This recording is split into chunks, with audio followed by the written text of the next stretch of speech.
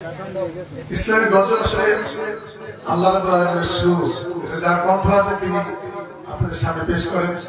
বাংলাদেশের খুব শিল্পীর সংখ্যা খুব কম। আমি আপনাদের মাঝে আসতে পেরে নিজেকে ধন্য মনে করছি। আল্লাহ রাব্বুল আলামিন আমাদের এই কণ্ঠের সুর দিয়ে আমাদের দিনের প্রকৃত দাওয়াতি কাজ, সেই কাজটা আমরা করতে পারি, ঠিক না? এই কণ্ঠ আল্লাহ নিয়ামত, এর মূল উদ্দেশ্য হচ্ছে আল্লাহ দিনের দাওয়াত দেওয়া, ঠিক না?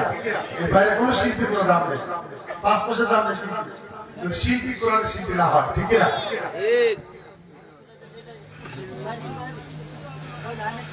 হাজারো ব্যথা বেদনার পরে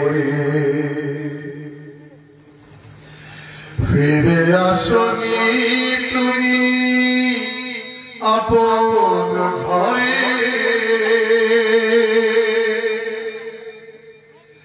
দিনের আলো তুমি ছড়িয়ে দিতে চলে গেলে মদিনায় মক্কা ছেড়ে। হে রাসূল তোমাকে ভুলি আমি কেমন করে, হে রাসূল তোমাকে ভুলি আমি কেমন করে। খেয়ে না খেয়ে দিন প্রচারের কাজে নিজেকে দিয়েছ বিলিয়ে, তাই ফের কাফেরেরা চিনল না এ আলো, দুষ্ট ছেলেদের পিছু দিল লেলিয়ে। খেয়ে না খেয়ে দিন প্রচারের কাজে নিজেকে দিয়েছ বিলিয়ে,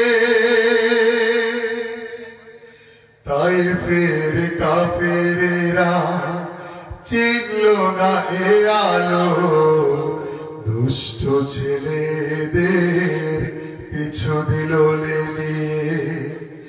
পাথরের আঘাতে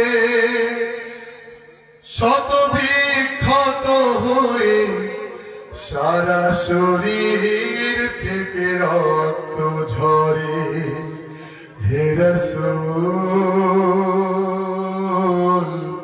তোমাকে ভুলি আমি কেমন করে, হে রাসূল তোমাকে ভুলি আমি কেমন করে।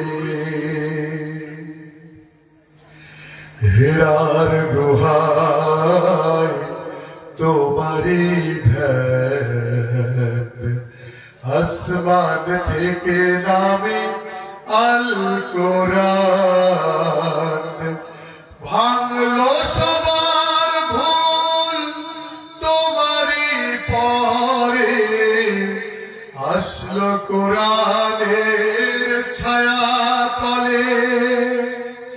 খালিদ ওমর আলী আবু বকর ইসলামী ঝান্ডা দিল যে তুলে।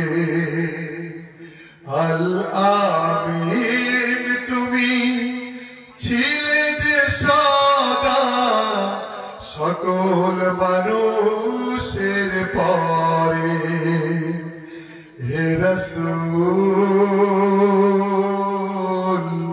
তোমাকে ভুলি আমি কেমন করে, হে রাসূল তোমাকে ভুলি আমি কেমন করে। হাজারো ব্যথা বেদনার পরে ফিরে আসনি তুমি আপন ঘরে, দিনের আলো তুমি ছড়িয়ে দিতে চলে গেলে মদিনায়